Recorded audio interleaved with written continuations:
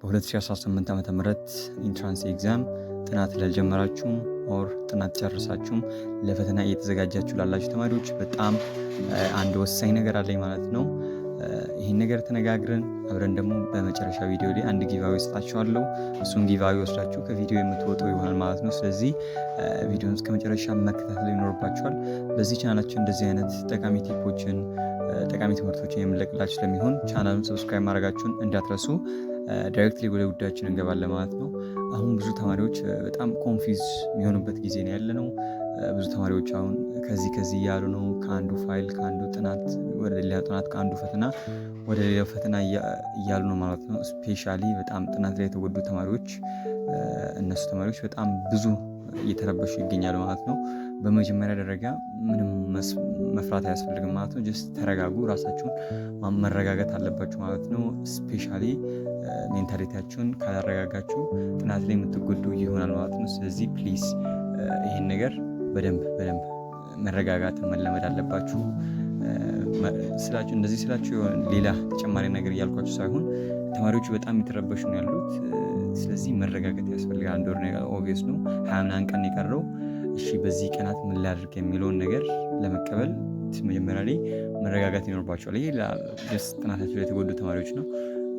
ጥናታቸው አሪፍ ለሆኑ ተማሪዎች ደግሞ ያው ይሄ ብዙ መናገር አያስፈልግም። እነሱ ያውቃሉ ውስጣቸው ያለ ብዙ ስላጠኑ ከዚህ በፊት ያሳልፉት ኤቪደንስ ስላላቸው ምንም መፍራት አያስፈልግም። ሲጀመር ፍርሃት እኮ ያው ከዚህ በፊት ትሪያል ያለመኖር ነው የሚመጣው ማለት ነው። ስለዚህ ከዚህ በፊት ብዙ ሙከራ ማይኖራችሁ ከሆነ ምንም ፍርሃት ማመጣባችሁ ምንም አይነት ምክንያት የለም። ስለዚህ ጥናት ላልጀመራችሁ ተማሪዎች ወደ ጥናታችሁ የተጎዳችሁ ተማሪዎች ምንድነው አሁን አስማች አስ ፖሲብል አሁን ጥናት ከፍታለሁ ብትሉ በጣም ሌላ ዓለም ውስጥ የምትገቡት ማለት ነው።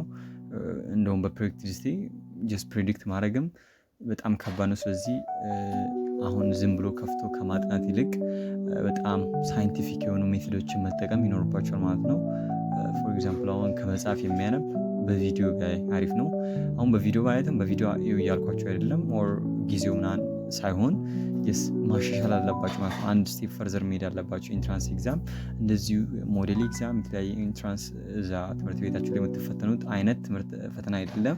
ከበድ ይላል። የራሱ አይነት ሲስተም አለው። ስለዚህ የ100 ፈተና በጣም ወሳኝ ፈተና ነች። ስለዚህ ራሳችሁን በዚህ ወይ ሼፕ ማድረግ አለባችሁ። ለጨረሳችሁም ላልጨረሳችሁም አንድ ላችሁ ነገር ምንድን ነው ፕሊዝ አስማች አስ ፖሲብል በጣም ብዙ ፈተናዎችን መስራት ይኖርባቸው ማለት ነው። በጣም ብዙ ፈተና በሰራችሁ ቁጥር ራሳችሁ ላይ ያለ ስሜት ከፍ ይልላችኋል። ፈተና ላይ የምታዩት ፓተርን አለ። የራሳችሁን ስህተት ሪኮግናይዝ ታደርጋላችሁ ማለት ነው። ኦር ምን ላይ እንደምትሳቱ ኢዚሊ ማወቅ ትችላላችሁ። ደግሞ ስፔሻሊ ደግሞ እያስተካከላችሁ ከሄዳችሁ ኤግዛም መፈተን ብቻ በቂ አይደለም።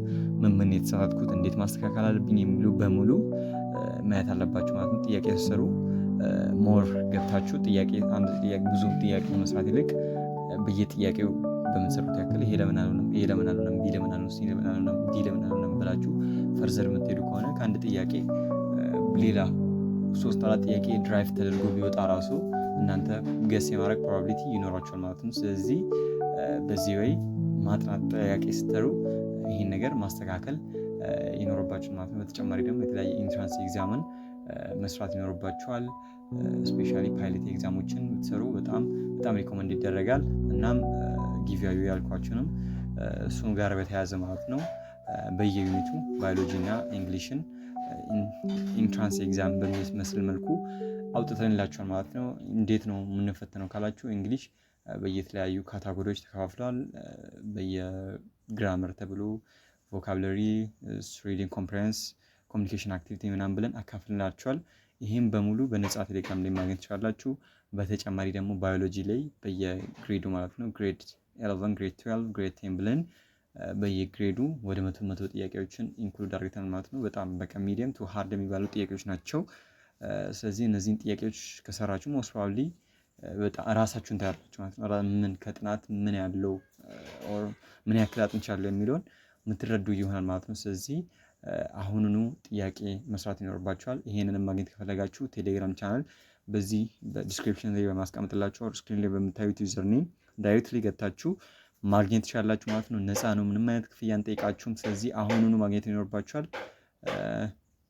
ዛሬ ቪዲዮ ያለን ይሄ ነው። በቀጣይ እስክንገናኝ መልካም ቆይታ። ፒስ